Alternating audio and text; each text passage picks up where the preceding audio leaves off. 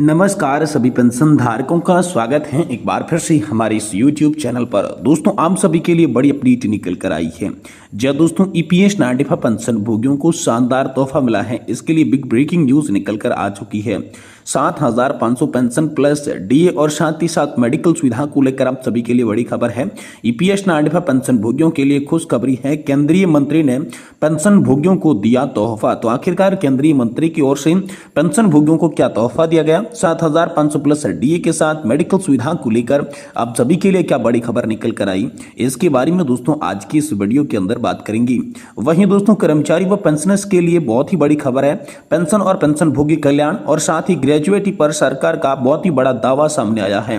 तो कर्मचारी और पेंशनर्स के लिए पेंशन और पेंशन भोगी कल्याण के साथ ग्रेजुएटी पर सरकार का क्या दावा सामने आया, इसके बारे में दोस्तों आज की इस वीडियो के अंदर बात करेंगे। वहीं बात करेंगे बेसिक सैलरी में मर्ज होगा 53% डीए। इसको लेकर हम सभी के लिए बड़ा अपडेट आया है कि आखिरकार डीए जो है बेसिक सैलरी के अंदर मर्ज होगा, बेसिक पेंशन के अंदर मर्ज होगा या फिर नहीं होगा, होगा तो किस तरीके से होगा, इसको लेकर क्या अपडेट आया इसके बारे में बात करेंगे।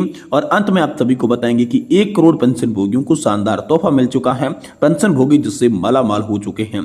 तो आखिरकार 1 करोड़ पेंशन धारकों को कौन सा तोहफा मिला है जिससे वो मालामाल हुए हैं, इसके बारे में भी आज की इस वीडियो के अंदर बात करेंगे। यानी कि दोस्तों पेंशन धारकों से जुड़ी तमाम बड़ी खबरों की चर्चा इस वीडियो के अंदर करेंगे। इसलिए आपसे निवेदन करते हैं कि दोस्तों आज की इस वीडियो को आप लास्ट तक देखिएगा और साथ ही हमारे वीडियो को लाइक कीजिएगा और चैनल पर नहीं है तो चैनल को जरूर सब्सक्राइब कर लीजिएगा। तो चलिए बिना किसी देरी के वीडियो के अंदर सभी पेंशन धारकों से जुड़ी तमाम बड़ी खबरों की जानकारी को जान लेते हैं। सबसे पहले और बड़ी खबर की बात करें तो ईपीएस 95 पेंशन भोगियों को शानदार तोहफा। 7,500 पेंशन प्लस डीए और मेडिकल सुविधा को लेकर बड़ी खबर है। केंद्रीय मंत्री ने पेंशन भोगियों को शानदार तोहफा दिया है। तो ईपीएस 95 पेंशन भोगियों के लिए बड़ी खुशखबरी है। केंद्रीय श्रम और रोजगार मंत्री डॉक्टर मनसुख मांडविया ने कर्मचारी पेंशन योजना ईपीएस 95 पेंशन भोगियों के लिए एक नई केंद्रीकृत पेंशन भुगतान प्रणाली की शुरुआत की है। इस प्रणाली के लागू होते ही पेंशन भोगी मालामाल हो जाएंगे। केंद्रीय मंत्री डॉक्टर मनसुख मांडविया के अनुसार ये नई प्रणाली पेंशन भोगियों को देश में किसी भी बैंक और किसी भी शाखा से पेंशन प्राप्त करने की सुविधा देती है। अब पेंशन भोगियों को अपनी पेंशन प्राप्त करने के लिए बैंक जाने की जरूरत नहीं होगी।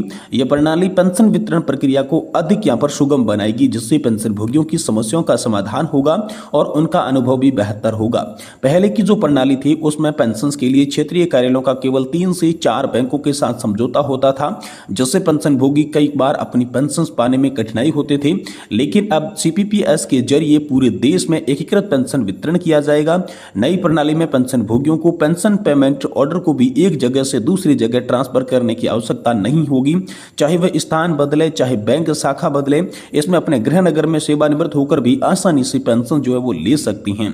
तो पेंशन भोगियों की एक ही मांग थी कि पेंशन भोगियों का कहना था कि सरकार जो है, केंद्र सरकार चाहे जितना भी सिस्टम में बदलाव कर ले, लेकिन जब तक उचित पेंशन खाते में नहीं आएगी तब तक इसका कोई भी फायदा नहीं हो पाएगा।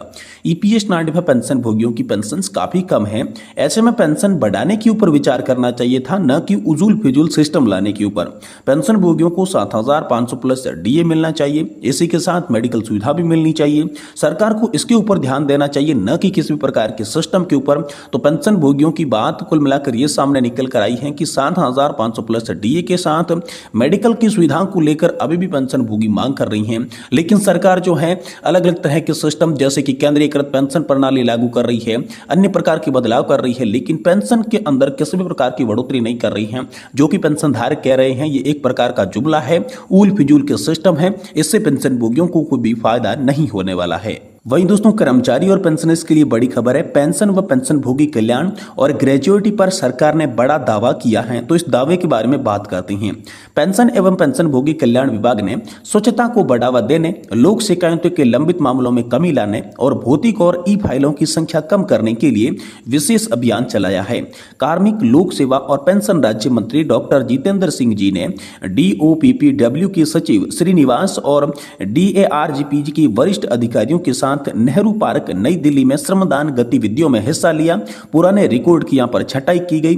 नियमों में आसानी को लेकर बात करें तो पेंशन व पेंशनभोगी कल्याण विभाग ने स्वीकृति मिलने के बाद 2024 से ही यहाँ पर 4.0 के द्वारा नियमों को आसान बनाने की दिशा में पेंशन संशोधन, सेवानिवृत्त कर्मचारियों की अतिरिक्त पेंशन देने की शर्तें आदि के संबंध में 54 OM जारी किए और CCS पेंशन नियमों की अधिसूचना के बाद स्पष्टीकरण को भी दोहरा दिया जा चुका है। तो लोक सेवा शिकायत के निपटारों की बात करें तो पेंशन और पेंशनभोगी कल्याण विभाग के केंद्र सरकार के पेंशनभोगियों के प्राप्त लोक सेवा निपटारे का महत्वपूर्ण लक्ष्य हासिल करते हुए कुल 5100 लोक सेवा शिकायतों का निपटारा भी किया गया। पेंशन और पेंशनभोगी कल्याण विभाग की निरंतर प्रयासों से अक्टूबर 2024 के महीने में बढ़ी हुई ग्रेजुएटी के भुगतान के मामले को घटकर 100 से कम रह गई। तो यहाँ पर जो है आप सभी के लिए ये बड़ी खबर निकल कर आई है कि पेंशन मंत्री डॉक्टर जितेंद्र सिंह जी ने आप सभी के लिए DOPPW यहाँ पर जो है सचिव श्रीनिवास और बाकी वरिष्ठ अधिकारियों के साथ नेहरू पार्क दिल्ली में यहाँ पर जो है पेंशन भोगियों के साथ मुलाकात की, जिसमें ग्रेजुएटी पर दोस्तों आप सभी के लिए यहाँ पर बड़ा फैसला हुआ है।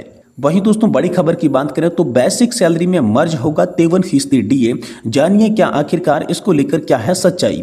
हाल ही में केंद्र सरकार के केंद्रीय कर्मचारी और पेंशन भोगियों के महंगाई भत्ते में 3% की बढ़ोतरी की थी, जिसके कारण यह 50 से 53% हो गया है।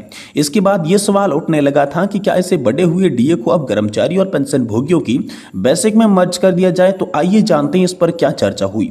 देखिए DA का प्रतिशत जैसे ही 50 के पार हुआ तो उसे बेसिक सैलरी में मर्ज करने की संभावना पर चर्चा हो गई। 5वें वेतन आयोग के दौरान सिफारिशें की थी कि DA को 50% से ज्यादा होने पर बेसिक सैलरी में मर्ज कर देना चाहिए, लेकिन 6वें और 7वें वेतन आयोग में इसकी सिफारिशें शामिल नहीं की गई थी। तो दोस्तों सरकार का स्पष्टीकरण क्या है इसके बारे में बात करें तो एक रिपोर्ट के अनुसार केंद्र सरकार ने DA को बेसिक सैलरी में मर्ज करने की संभावना को खारिज कर दिया। एक वरिष्ठ अधिकारी ने बताया कि DA को बेसिक सैलरी के साथ नहीं जोड़ा जाएगा, भले ही ये 50% सीमा पार कर चुका हो। और इस पर एक्सपर्ट की भी राय सामने आई है। इस मुद्दे पर विशेषज्ञ करतवालाजा एंड कंपनी ने कहा कि 5वें वेतन आयोग के समय इसे सिफारिश के तौर पर देखा गया था, लेकिन 6वें और 7वें वेतन आयोग में ऐसी कोई सिफारिश नहीं थी। वहीं संजीव कुमार जो कि लूथरा एंड लूथरा का मानना है कि DA को बेसिक सैलरी में शामिल नहीं किया जाएगा क्योंकि ये सिर्फ चर्चाएं हैं, इसका वास्तविकता में कोई भी संबंध नहीं है। यानी कि जो अभी तक आप सभी के लिए बताया जा रहा था कि 50% के बाद DA 53% जैसे होगा तो आपको सैलरी के अंदर मर्ज कर दिया जाएगा, लेकिन सरकार और एक्सपर्ट्स ने ये स्पष्ट मना कर दिया है कि DA सैलरी के अंदर मर्ज नहीं होगा। ज्यों का त्यों DA बढ़ोतरी अब सभी की चलती रहेगी। वहीं दोस्तों 1 करोड़ पेंशन भोगियों को शानदार तोहफा मिला है और पेंशन भोगी मालामाल हो चुके हैं। इसको लेकर बिग ब्रेकिंग न्यूज आई है। देश के 1 करोड़ पेंशन भोगियों को सरकार ने खुशखबरी दी है। इसके अलावा SBI बैंक की तरफ से पेंशन भोगियों को भी बड़ी सौगात दी गई है। इसी के साथ साथ पेंशन भोगियों के लिए एक हेल्पलाइन नंबर की भी शुरुआत की गई है, जो कि हर पेंशन भोगी के लिए जानना जरूरी है। तो चलिए पेंशन भोगियों को कोर्ट ने क्या तोहफा दिया। तो इलाहाबाद हाई कोर्ट ने एक बहुत ही बड़ा फैसला दिया, जिसमें कोर्ट ने कहा कि रिटायरमेंट बेनिफिट को रोकना अवैध ही नहीं बल्कि पाप है। रिटायरमेंट बेनिफिट सभी पेंशन भोगियों के समय से मिलना चाहिए। इसको लेकर केंद्र सरकार और राज्य सरकारें ध्यान दें, सुप्रीम कोर्ट को उस ऑर्डर का पालन करें जिसमें सुप्रीम कोर्ट ने कहा है कि पेंशन में देरी नहीं की जा सकती।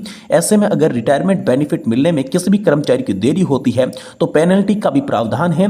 इसको रोका रहना या न देना अवैध नहीं बल्कि पाप माना गया है। तो पेंशन भोगियों को सरकार ने क्या तोहफा दिया। तो पेंशन भोगियों के लिए खुशखबरी आ चुकी है। सरकार ने सर्कुलर जारी किया है जिसमें सभी डिपार्टमेंट और बैंकों को कहा है कि पेंशन भोगी का काम सही समय पर किया जाए।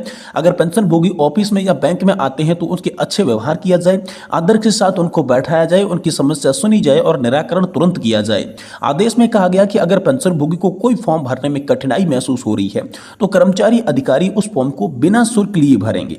बैंकों को पहले पेंशन भोगियों को वरीयता दी जाए, उनके लिए अलग से हेल्प डेस्क बनाया जाए, पेंशन भोगियों को ज्यादा देर तक ना बैठाएं। इसी के साथ साथ आदेश में कहा गया कि बैंकों में या फिर ऑफिस में पेंशन भोगियों को बार बार बुलाया न जाए, एक ही बार में उनका सारा काम जो है किया जाए। तो SBI ने इसको लेकर खुशखबरी दी है। SBI ने अपने सभी ग्राहकों और पेंशन भोगियों के लिए एक नई सर्विस की शुरुआत की है। अब आपको बैंक में पासबुक ले जाने की जरूरत नहीं पड़ेगी। अब आपके सारे काम आधार कार्ड से ही हो जाएंगे। ऐसे में पासबुक ले जाने का झंझट खत्म हो चुका है।